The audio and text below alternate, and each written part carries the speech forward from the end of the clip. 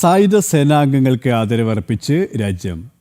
10ാമത് സായുധ സേന വെറ്ററൻസ് ദിവസം കൊച്ചി നാവികസേന ആസ്ഥാനത്ത് ആചരിച്ചു. യുദ്ധസ്മാരകത്തിൽ കേന്ദ്രമന്ത്രി സുരേഷ് ഗോപി പുഷ്പചക്രം അർപ്പിച്ചു. രാജ്യസുരക്ഷയ്ക്കായി ജീവിതം ഒഴിഞ്ഞുവെച്ചവരും ജീവത്യാഗം ചെയ്തവരുമായ സായുധ സേനാംഗങ്ങൾക്ക് ആദരം അർപ്പിച്ചുകൊണ്ടായിരുന്നു കൊച്ചി നാവികസേന ആസ്ഥാനത്തെ വെറ്ററൻസ് ദിനാഘോഷ പരിപാടികൾക്ക് തുടക്കം. യുദ്ധസ്മാരകത്തിൽ മുതിർന്ന സേനാംഗങ്ങളും മുഖ്യാതിഥിയായ കേന്ദ്രമന്ത്രി സുരേഷ് ഗോപിയും പുഷ്പചക്രം അർപ്പിച്ചു.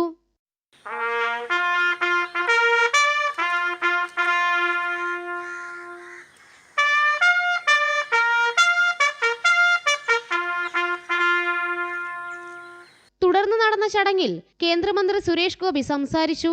മുൻ സായുധ സേനാംഗങ്ങളെ ആദരിക്കുക മാത്രമല്ല നമ്മുടെ ദൗത്യം, അവരുടെ വിരമിക്കലിനു ശേഷമുള്ള ജീവിതവും ശരിയായ വിധത്തിൽ ഉറപ്പാക്കേണ്ടതുണ്ടെന്നും കേന്ദ്ര സർക്കാർ അത്തരം പദ്ധതികൾ നടപ്പാക്കി വരുന്നതായും അദ്ദേഹം കൂട്ടിച്ചേർത്തു.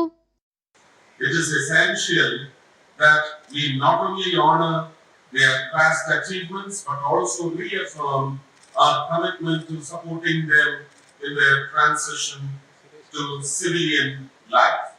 Our veterans are the living embodiment of sacrifice. They carried the weight of duty on their shoulders, often at great personal cost, so that we may live in peace and freedom.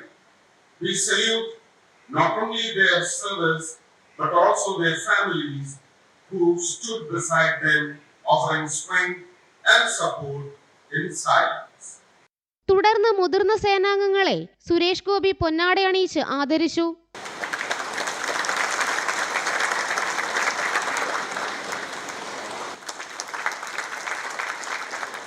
ജനം, കൊച്ചി.